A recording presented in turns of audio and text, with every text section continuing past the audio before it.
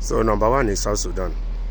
Top 10 countries in the world. South Sudan is the poorest country in the world with a projected GDP per capita of $455, 157 in 2024, according to the IMF data. In 2011, South Sudan became the world's youngest country by gaining independence. It is grappling with major economic difficulties. And apparently we know that the same South Sudan is going through war. So them even coming out of this position is very, very more difficult. Burundi is the second poorest country in the world with a projected GDP per capita of $915.87 for 2024, according to the IMF data. Burundi, which is a small landlocked nation in East Africa, faces several socio-economic challenges compounded by rapid population growth. Third, Central African Republic. The Central African Republic is the third most poor country in the world according to the IMF projections for 2024. But truth equally be told, it shows that this Central African Republic has a whole lot to offer because there have been ongoing war there for years, which some people don't even know anything about. Because any country where you see that there are war and conflicts, look deeper. There's a whole lot that that country has to offer. If not, those insecurities, instability won't be there. 4, this one breaks my heart. Because if countries are to be measured by the natural resources they have, this country is supposed to be the richest country in the world. Democratic Republic of Congo is the fourth one, and it breaks my heart. The Democratic Republic of Congo is the fourth poorest country in the world with an IMF projected GDP per capita of $1,552.343 for 2024. The Democratic Republic of Congo is rich in natural resources, you see? Yet, according to the World Bank, its population has not reaped the benefits.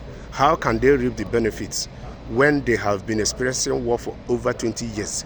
When the people of this country has, in the last 20 years, not experienced any form of peace?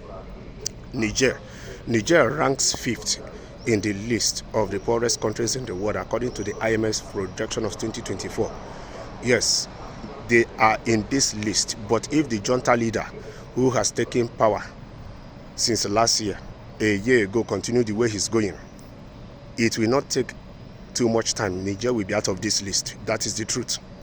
Mozambique is the 6th poorest country in the world with an estimated GDP per capita of $1,655 per capita. According to the IMF, approximately 2/3 of Niger's estimated 33 million people as of 2022 reside and work in rural areas, says the World Bank. Malawi ranks 8th in the list of the world's top 10 poorest country. IMF projects that for 2024, the GDP per capita of Malawi is estimated at around $1,711.837. Despite significant economic and structural reforms, Malawi remains one of the poorest countries globally. Number 9, Liberia, which comes in the 8th rank, the world's top 10 poorest country, is estimated to have a GDP per capita of $1,882 for 2024, according to the IMF data. Liberia's persistent poverty is said to be as a result of conflicts, including civil war. So what does this tell you? It equally tells you that Liberia has a lot to offer to the world. Yemen, this is an Asia country. It is the only Asia country that is in this list. The rest is African countries. Yemen, which according to IMF 2023 data ranks at the 11th slot in the world's poorest countries list, is expected to slip to the 9th ranking according to IMF's 2024 projection with a GDP per capita of $1,996.475, according to the World Bank. Yemen has historically become one of the poorest countries. So, then, number 11, we have Madagascar. Madagascar, which was the 9th poorest country in the world according to 2023 IMF data, is expected to move up to the 10th rank in 2024, according to the IMF's projection. The GDP per capita of Madagascar is expected to be around $1,979.173 in 2024. Somali ranks 11th on the list of the world's poorest countries as per IMF's 2024 projections.